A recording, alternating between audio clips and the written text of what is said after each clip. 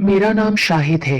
ये उन दिनों की बात है जब हमारे मुल्क में कंप्यूटर्स टेक्नोलॉजी नई नई शुरू हुई और उसी वजह से कंप्यूटर्स का कारोबार भी जोर पे था। हर कोई कंप्यूटर कोर्स करता और लोगों को भी शौक होता था कि वो घर में कंप्यूटर खरीदें। मैंने भी कंप्यूटर हार्डवेयर का कोर्स मुकम्मल करके अपने गांव में कंप्यूटर की दुकान खोली ताकि लोग वहां से कंप्यूटर खरीद सकें। मेरे लिए सबसे बड़ी मुश्किल ये थी कि मेरा गांव पहाड़ी इलाके में था। इर्द गिर्द जंगलात थे और बहुत फासले फासले पर घर होते थे। मुझे कंप्यूटर और उसके पार्ट्स खरीदने के लिए लाहौर जाना पड़ता था। दुश्वार गुजार पहाड़ी रास्तों की वजह से बस आहिस्ता आहिस्ता चलती थी और लाहौर पहुंचने में 10 घंटे लगते थे। सो लंबा सफर होने की वजह से मुझे रात को बस पकड़ना पड़ती थी ताकि मैं लाहौर सुबह पहुंच सकूं और थोड़ा आराम करने के बाद तसल्ली से अपने कंप्यूटर पार्ट्स खरीद सकूं। मैं चूंकि मखसूस वक्त और मखसूस रूट से जाता था तो बस का ड्राइवर मेरा बहुत अच्छा दोस्त बन गया था।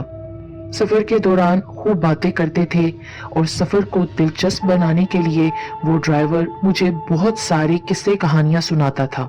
इसी तरह एक रोज मैं लाहौर से दुकान के लिए सामान खरीद के अपने गांव वापस जाने के लिए शाम 4 बजे बस पर रवाना हुआ। मामूल के मुताबिक मैं और ड्राइवर गपशप करते रहे। ड्राइवर मुझे रास्ते में किस्से कहानियां सुना रहा था। मुझे बताने लगा कि एक दफा वो बस रात के वक्त चला रहा था तो जो ही उसने एक पहाड़ी रास्ते का मुश्किल मोड़ काटा, क्या देखता है कि दूर सड़क के दरमियान कोई आदमी सफेद कपड़ों में मलबूस खड़ा है। वो सोचने लगा कि शायद कोई मुसाफिर है, लेकिन इतनी रात को ये यहाँ कैसे, जबकि इस पहाड़ के इर्द गिर्द सिर्फ जंगलात थे। कोई घर भी दूर दूर तक नजर न आता था। जैसे जैसे उसकी बस करीब जाती वो आदमी लंबा होता जाता। देखते देखते वो सड़क के किनारे लगे चीड़ के दरख्तों से भी ज्यादा लंबा हो गया। ड्राइवर समझ गया कि ये कोई और मखलूक है, इंसान नहीं। उसने कलमा पढ़ते हुए बस की रफ्तार तेज करके वहां से बस निकाल ली। हमारी पहाड़ी इलाकों के ड्राइवर वगैरह या लोग बहुत दलेर होते हैं क्योंकि उनका मामूल होता है रात के वक्त सफर करना, तो ऐसी चीजें देखना उनके लिए कोई अचंभे की बात नहीं होती। अभी मुझे वो ये किस्सा सुना ही रहा था कि हमारी बस एक पहाड़ी रास्ते से गुजर रही थी। वहां करीब ही एक चश्मा बह रहा था। चांद की रोशनी में साफ सारा मंजर दिखाई दे रहा था। हम दोनों क्या देखते हैं कि उस चश्मे पर एक बड़ा सा पत्थर है और वहां कोई एक औरत अपने लंबे काले स्याह बाल खोले बैठी है और चश्मे के पानी से जैसे अपने बाल धो रही है। तकरीबन रात 12:30 का वक्त था। मुझे बहुत खौफ महसूस हुआ।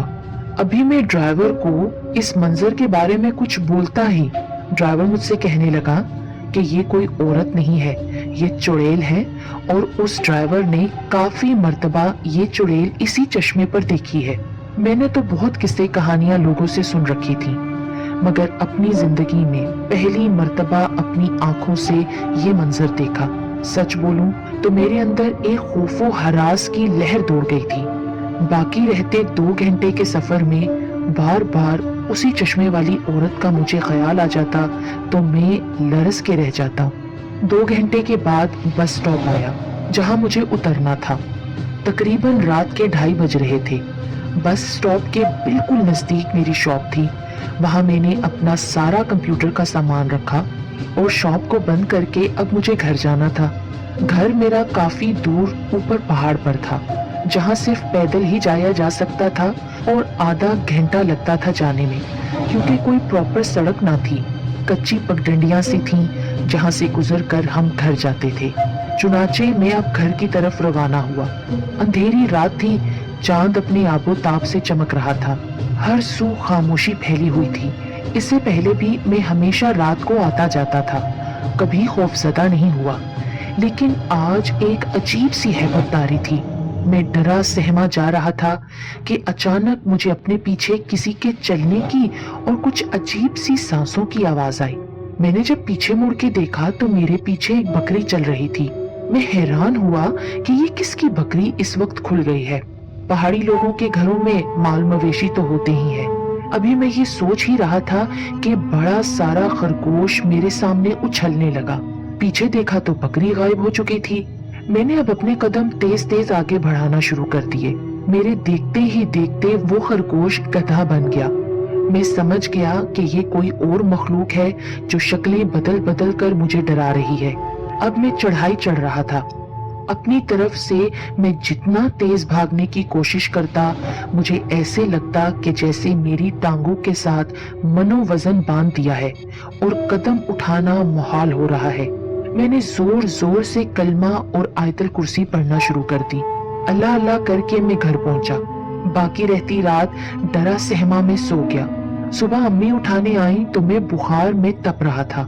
میں نے امی کو نہیں بتایا کہ رات میرے ساتھ کیا ہوا، ورنہ وہ پریشان ہو جاتی اور پھر مجھے آئندہ رات کے سفر کرنے سے روک دیتی۔ پورا دن میں بخار میں تپتا رہا۔ رات کا وقت ہو گیا، سوتے ہوئے بجلی چلی گئی تو میں اور میرے بھائی چھت پر سونے چلے گئے۔ ہمارے علاقے میں رات کو لڑکے اپنے کھلے آنگن یا چھت پر سوتے تھے۔ رات کا 1 بج رہا ہوگا کہ مجھے لگا کہ میرے پاؤں کسی نے پکڑ کر ہلائے ہیں۔ میں سمجھا شاید بھائی جگا رہا ہوگا کہ لائٹ آ گئی ہے۔ جب میں نے آنکھیں کھول کے دیکھا تو میرے پیروں کی طرف ایک لمبے گھنے کالے سیاہ بال کھولے کوئی عورت کھڑی ہے۔ اس عورت کی شکل انتہائی خوفناک تھی، جسے دیکھتے ہی میری چیخ نکل گئی۔ میرے بھائی بھی جاگ گئے اور پوچھنے لگے کہ کیا ہوا ہے۔ میں نے کہا کہ یہاں کوئی بدنما شکل کی عورت بال کھولے کھڑی تھی اور میرے پاؤں ہلا رہی تھی۔ بھائی کہنے لگا تمہیں تو بہت تیز بخار ہے، لگتا ہے بخار یا تو تمہارے سر پر چڑھ گیا ہے یا شاید تم نے کوئی خواب دیکھا ہوگا۔ میری امی بھی جاگ گئیں، مجھے آواز دے کے کہنے لگیں کہ بیٹا میرے پاس چھت سے نیچے آ کے سو جاؤ۔ امی مجھے ساری رات پٹیاں کرنے میں لگی رہیں۔ رات وقفے وقفے سے میں ڈرتا رہا۔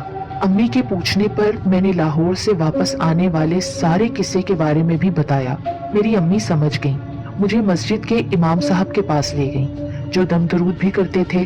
انہوں نے جب مجھے دیکھا اور میری باتیں سنی تو کہنے لگے کہ آپ کے بیٹے کو ہوائی نظر ہو گئی ہے۔ امام صاحب نے میرے اوپر دم کیا، مجھے پڑھنے کے لیے بہت کچھ بتایا اور میری امی کو بھی کلام پاک بتایا جو مجھے پانی میں دم کر کے پلانا تھا۔ میں 5 وقت مسجد جا کے نماز پڑھتا۔ 2 ہفتے تک تقریباً ہر رات کو میں ڈرتا تھا، مجھے وہی بدنما چڑیل نظر آتی تھی، لیکن میں نے امام صاحب کے مطابق بتائے گئے کلام پاک کو پڑھنا جاری رکھا، دم کیا ہوا پانی پیتا رہا، سورہ بقرہ کی تلاوت کرتا، آذان کو کئی بار سنتا، منزل پڑھتا اور نماز باقاعدگی سے پڑھتا، تو آہستہ آہستہ مجھے وہ چڑیل نظر آنا بند ہو گئی۔ میں شاید دلی طور پر کمزور اور ڈرپوک تھا، اسی وجہ سے وہ چیز میرے اوپر حاوی ہو گئی تھی۔ جب میں روحانی علاج کے بعد صحت یاب ہوا تو رات کا سفر کرنے سے میں نے توبہ کر لی۔ اس واقعے کو اب 20 سال سے زیادہ کا عرصہ ہو گیا ہے، مگر آج بھی میرے ساتھ رونما ہونے والا یہ واقعہ میرے اندر خوف و ہراس کی ایک لہر دوڑا دیتا ہے۔